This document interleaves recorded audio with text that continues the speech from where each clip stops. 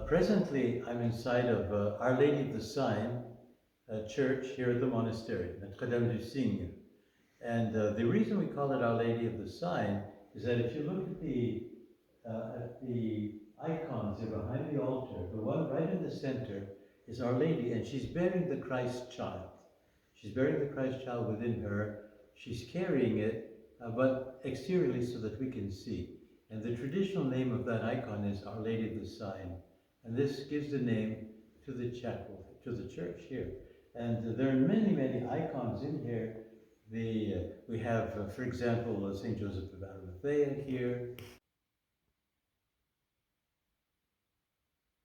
We have the burial of Bishop Maël. We have a number of different icons, a lot of Celtic saints here. We have St. Francis, who we consider kind of a Celtic saint, and many different ones. We even have, for example, St. Teresa of the Child Jesus, a Roman saint, because sanctity is from the Holy Spirit. It's not limited to this church or that church. The Holy Spirit, it's like it says, the wind. It blows where it will.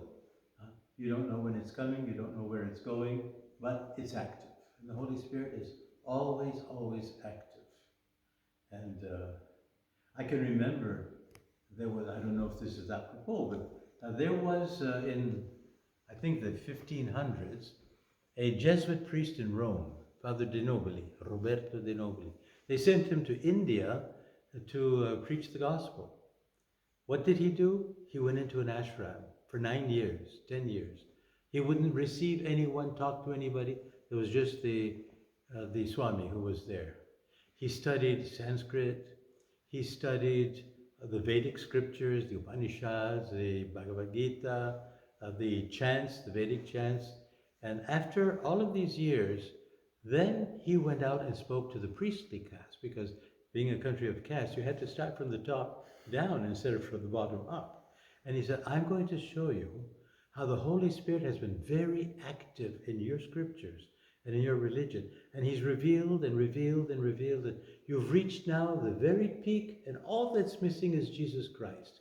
And I've come to bring you Jesus. So this is the spirit that we have. We know the Holy Spirit is active everywhere and in all people. That's why it's not a question of condemning this one or condemning that one, or saying that, well, they're wrong and they're heretics and they're antichrists and whatever. To look for the work of the Holy Spirit everywhere, because it's active everywhere. And that's why we have this lovely chapel here, the lovely church. I say chapel, it's a church.